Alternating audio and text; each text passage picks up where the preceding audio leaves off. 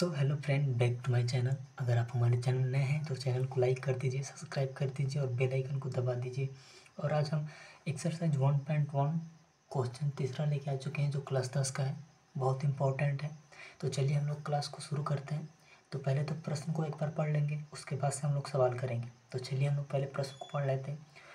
किसी परेड में 616 सदस्यों वाली एक सेना आर्मी की टुकड़ी को 32 सदस्यों वाले एक आर्मी बैंक के पीछे मार्च करना है। दोनों समूहों को समान संख्या वाले स्तंभों में मार्च करना है। उन स्तंभों की अधिकार संख्या क्या है जिसमें वे मार्च कर सकें। तो आप सब प्रश्न को हम लोग तो देख लिए, ऐसे प्रश्न है। तो प्रश्न को हम लोग पढ़ लिए। अब चलिए इसको हम हल करते हैं। तो इसको हल करने के लिए इसकी विधि जो होती है, तो इसकी विधि इसमें भाग दे देंगे तो हम लोग का इसका आंसर आ जाएगा। तो जो ये विधि है एलोग्रोथियम के नियम से होता है। एलोग्रोथियम पे ही इस विधि को किया जाता है, मार्च वाला। तो चलिए हम लोग इस प्रश्न को हल करते हैं। तो पहले तो हम लोग देखेंगे, पहले हम लोग लिखेंगे जिसमें से बड़ा कौन है। तो इसमें से 616। तो यहाँ पे हम लोग सीधे लिख देंगे हल। पहले तो हल लिखेंगे, हल लिखने के बाद बराबर ये कितना है 616। और ये कितना है, टुकड़ी को 32 सदस्यों वाले एक आर्मी बैंक के पीछे मार्च करना है। तो कितना है 32। तो 32 से हम लोग एलोग्रोथियम के नियम से इसको हम लोग भाग देंगे तो ये जाएगा एक बार में। तो 32 हो जाएगा। तो 11 में से 2 जाएगा, 9 हो जाएगा। और 5 में से 3 जाएगा, 2 हो जाएगा। 2 होने के बाद और फिर से अब यहाँ पे नहीं कटेगा तो ये 6 हो जाएगा। तो ये कितनी बार में जाएगा, 9 बार में जाएगा। तो हो जाएगा यहाँ पे 200। एक बार करके देख लेते हैं। 3 2 9, 9 दूनी 18 की 1, 29 27 1 28, 288 आएगा। तब इतना आने के बाद तो हम लोग 16 में से हासिल लेंगे तो 16 में से 8 जाएगा तो 8 बचेगा और बाकी कट जाएगा।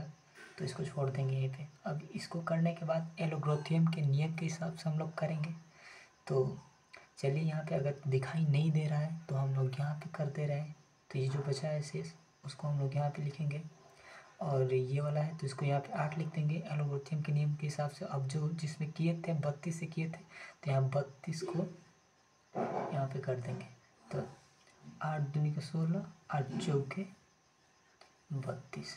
ये पूरा कट गया। एलोग्रोथियम का नियम यही होता है कि जिसमें पूरा शून्य आ जाए। तो ये हम लोग का दोनों शून्य हो गया, कट गया। तो इसका आंसर क्या आएगा, यही आएगा। कितना आएगा, ये 8 आएगा। तो हम लोग लिखेंगे क्या दिया है, जिसमें हम मार्च कर सके। तो मार्च करने की मार्च,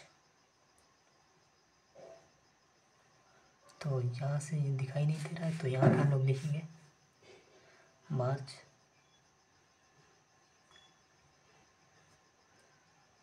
करना बराबर कितना होगा, 8 होगा। तो हम लोग का ये आंसर हो जाएगा।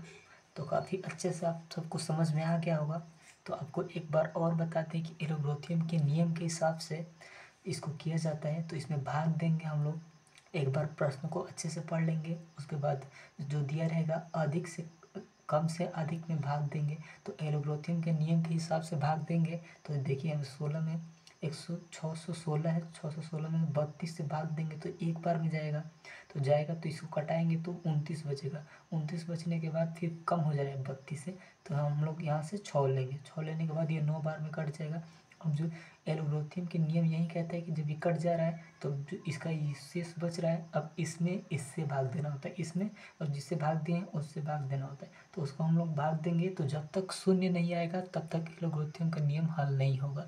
तो जब तक शून्य नहीं आ रहा है तब तक इसको हल कीजिए। और जब शून्य आ जा रहा है तो जो लास्ट में जिससे हल कर रहे हैं जो लास्ट में शून्य आ जा रहा है तो जिसे हम लोग भाग दिए हैं वही हम लोग का आंसर हो जाता है। तो आई होप कि आप सबको अच्छे से समझ में आ गया होगा।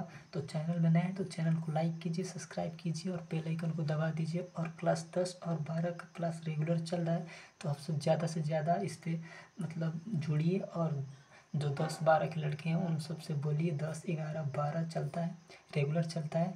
तो आई होप कि आप सबको ये सवाल समझ में आ गया होगा। एलोग्रोथियम के नियम के हिसाब से इसको करना होता है।